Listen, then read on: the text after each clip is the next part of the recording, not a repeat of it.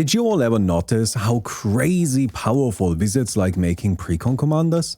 And I'm not talking about the old ones like the Rebbe or the Eminence gang. Those are obviously broken as well, but I can accept those as failed design experiments made during a time of learning. But by now, wizards have plenty of experience designing commander precons, and many of them still end up with outrageously powerful leaders. I assume this is because it lets them print simpler decks with less specific cards that can still function just because the commanders are so powerful. But if you then take those commanders out of the precons and just build a deck around them from scratch, then they can become absolutely filthy. Now, there are some obvious candidates here that we all know are insane, like Henzi or Stella Lee. I'm gonna try to avoid talking about the most obvious ones. But of course, what's obvious will vary a bit from person to person, so I'm just gonna make a judgment call there. There are a lot to choose from as well, so my 4 are by no means the definitive 4. Let's start with Ellivere of the Wild Court. Ellivere of the Wild Court is a 4-mana Celestia 4/4. When she enters or attacks, she creates a Virtuous Roll token and attaches it to another creature we control. Virtuous Rolls are a unique type of token that only Ellivere makes. They are auras that automatically attach and then give the enchanted creature +1/+1 for each enchantment we control. Ellivere also has a second ability that draws us a card whenever an enchanted creature we control deals combat damage to a player. In her precon, Ellivere was surrounded by all kinds of other enchantment synergies, whether that be from creatures like Core Spirit Dancer or enchantments like Ethereal Armor. This makes a lot of sense, but it's also not very good. Ellivere doesn't actually need enchantment synergies. She's a fully self-contained engine. Every turn she puts another aura onto the battlefield that grows all of the already existing ones, and that actually leads to an exponential power surge on the board. It starts at +1/+1 for the first Virtuous Roll, then a total of +4/+4 for the second, a total of +9/+9 for the third, then 16, 25, 36, and so on. It doesn't take long to get completely out of hand. Ellivere can take any board and turn it into a game-ending threat, meaning it doesn't really matter which creatures she plays, and that gives her a unique opportunity. She can focus her creature selection entirely on utility, interaction, protection, and ramp. Here's a little example. One of the big problems with mana dogs in beatdown decks is that they don't contribute to the beatdown plan, but Ellivere turns them into 5/5s, and then they can hurt quite a bit. Similarly, Selfless Spirit is an amazing board protection creature that's usually limited by being a small stinker, but not here. On top of all of this, Ellivere doesn't even need to worry much about card draw, because she got that inbuilt too. A moment ago I said that Ellivere doesn't need enchantment synergies. And that's true, but that doesn't mean she can't play them anyways. This is where we encounter an interesting aspect of many precon commanders. It's not rare for them to be built around niche strategies that only have limited support, like in this case Go Wide Auras. Wizards then print stupidly powerful commanders that enable these strategies all by themselves. But that then results in some of that previously limited support suddenly becoming really busted. For example, Umbra Mystic is a 3-mana 2/2 that says auras attached to permanents we control have Umbra armor, which means if they were to be destroyed, they instead lose that aura. By itself, this card is fine. As I already said, it's a strong supporting piece for a very mid archetype. But in Ellivere, it becomes unhinged, as now the auras she hands out also essentially provide shield counters. This weird relationship to existing synergy pieces allows the deck to have these random bombs that are nearly insurmountable. Suddenly, Ellivere attacking doesn't just buff her board massively, but also creates 2/2 tokens, draws a card and guards it from interaction. Ellivere of the Wild Court is a crazy strong commander that can even function in a competitive setting by focusing on rule of law effects to limit her opponent's opportunities to interact and get the most out of her attack trigger. An Archon of Emeria that also grows every turn and draws cards on combat damage is quite a terrifying proposition. Ellie's biggest weakness then is that she needs to attack to be able to get her engine started. But she can't buff herself, which means that on some board states she can get stuck without being able to progress her game plan. She's also quite vulnerable to targeted removal, as an early Swords to Plowshares sets her back quite a lot. But to be fair, that's an issue most commanders struggle with. Next up, we got Gonti, Canny, Acquisitor. Gonti, Canny, Acquisitor is a 5-mana Sultai 5/5. They reduce the cost of spells we cast but don't own by 1, and make it so that whenever one or more creatures we control deal combat damage to a player, we get to snatch the top card of that player's library face down and may later play it. Gonti is a theft commander, and there's no surprise here. This card works exactly as it seems. We want to smack people with our creatures and then save a bit on the mana costs of the spells we steal. Gonti's Precon was also exactly that. Theft cards and evasive creatures. But there's a little trick we can do with Gonti that makes them much more powerful than they seem at first glance. And that is legendary duplication. Cards like Spark Double, Irenicus' Vile Duplication, and Sakashima of 1,000 Faces let us create copies of a legendary creature, and Gonti stacks with themselves. Both the cost reduction and the card steal can increase and accumulate across multiple Gontis. With one, we can, best case scenario, steal 3 cards and save 3 mana each turn. But with 2, we're stealing 6 and saving 12. With 3, it's 9 and 27. Now of course, that's all very optimistic, since there are some lands in there and Gonti can't reduce the cost of colored pips, but I hope it's become clear just how quickly this advantage accumulates. Even without the best case scenario, cloned Gontis provide absolutely insane mana and card advantage that is incredibly difficult to overcome. This is definitely a lot trickier to accomplish than what Ellie was up to.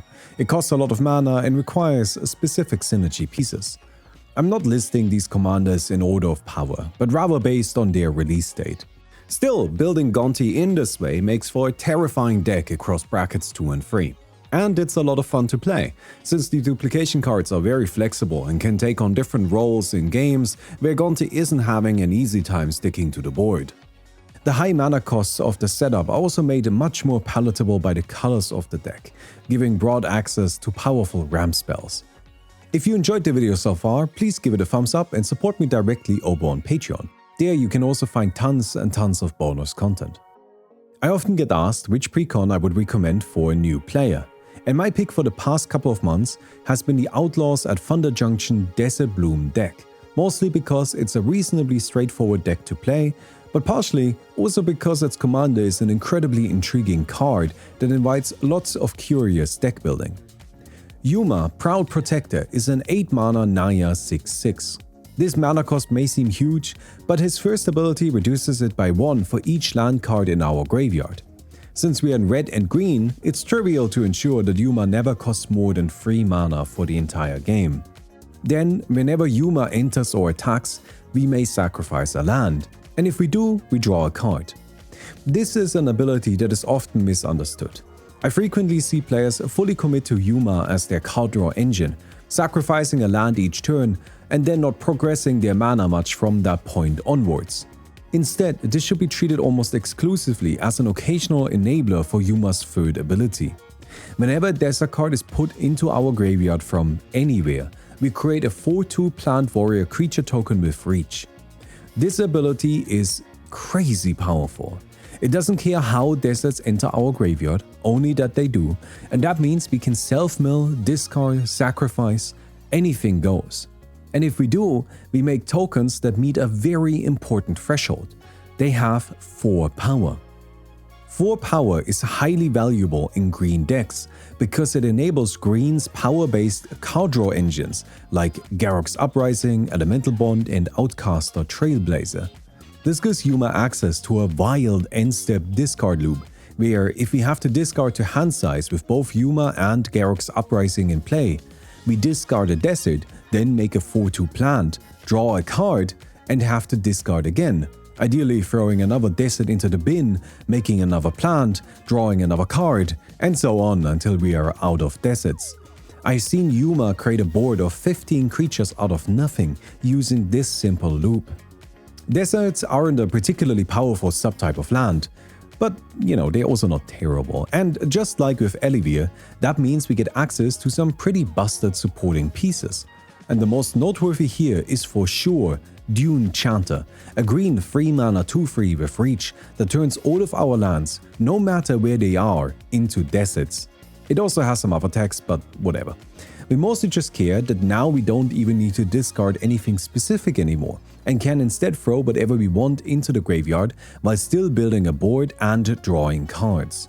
And then we can start sacrificing and reanimating lands, either one at a time with Blossoming Tortoise or Irene's Gloomstalker, or all at once with Splendid Reclamation and World Shaper.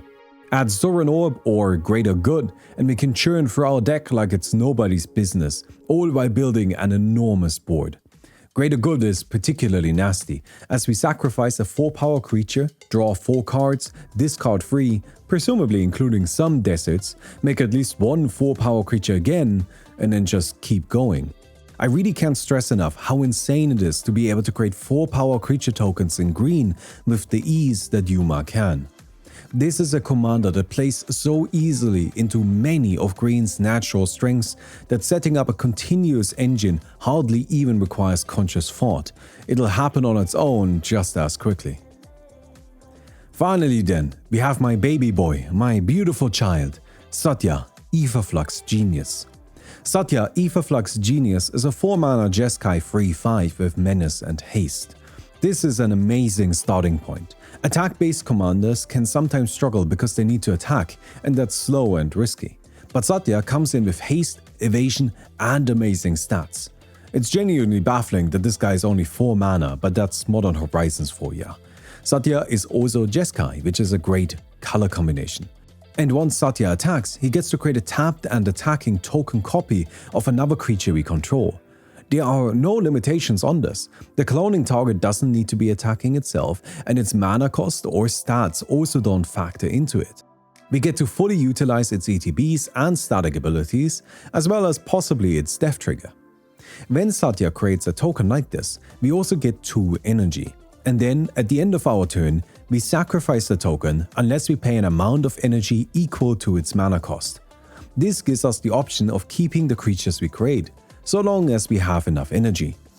As you might expect, Satya was part of an energy precon, which is entirely unnecessary.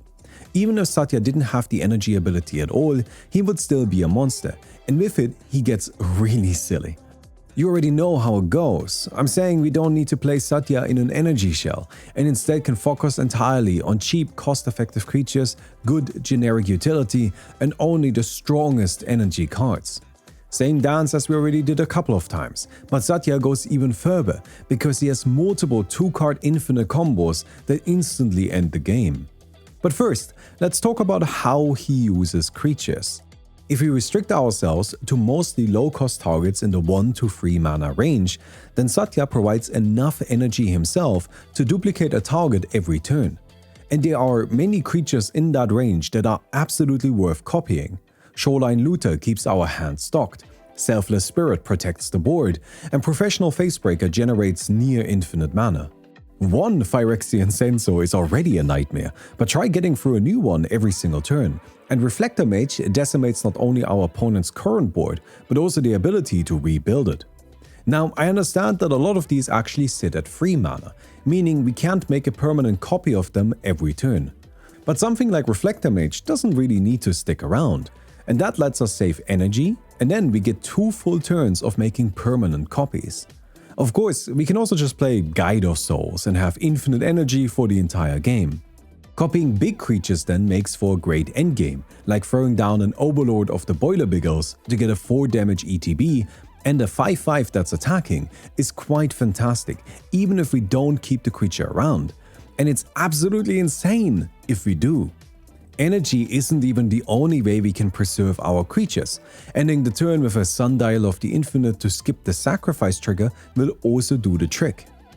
Finally then, Satya goes infinite with any creature that creates additional combats when it deals combat damage. For example, Portracer untaps our creatures and gives us an extra combat when it deals combat damage to a player, but it can't attack the same player a second time. This restriction is why Portracer doesn't go infinite by itself. but Satya circumvents it. The copies he makes start counting from the beginning, so while eventually our first port racer won't be able to keep attacking anymore, since Satya makes a new one in every single additional combat, that's not a problem. Port racer doesn't even need to be able to attack, we can get the loop started with just the copy. There are a whole bunch of cards like this that Satya just goes instantly infinite with. Bloodthirster, Breath of Fury, and his own Precon card, Lightning Runner. Satya, Aetherflux Genius, is an overstarted beta, an easily abused value engine, and an infinite combo piece all at once. This is a card that frankly scares me, because it's only a matter of time until someone brings it to a budget tournament and whoops our asses. I hope you guys enjoyed that video. If you did, don't forget to give it a thumbs up, I would definitely appreciate that. And don't forget to check out my Patreon, there's a link down in the description where you can support me directly. I would definitely appreciate that. Also, let me know which cards I missed and why I should have talked about Simone. I really should have talked about Simone instead of Gonti, because Simone kind of fits into the theme of the video, which are these cards that are, you know, that have this broken support because they are using like bad archetypes, but the commanders are also broken support, so all of a sudden the whole thing becomes crazy. Like Simone is using flip cards, right? And there's this one stupid blue card that makes it so all of your opponents skip the untap step when you flip it, and that's crazy to cheat into play with Simone. Simone was the Precon commander that just kind of terrified a lot of my local community, because there's just a lot of new players that started around that point, at least in my local space, right? And that Simone Precon was fucking filthy. Like, that thing is so dumb. It's the first and only Precon I've seen people actively downgrade because it was just so powerful. Anyways, I hope you guys enjoyed the video. I'll see you guys soon. Goodbye.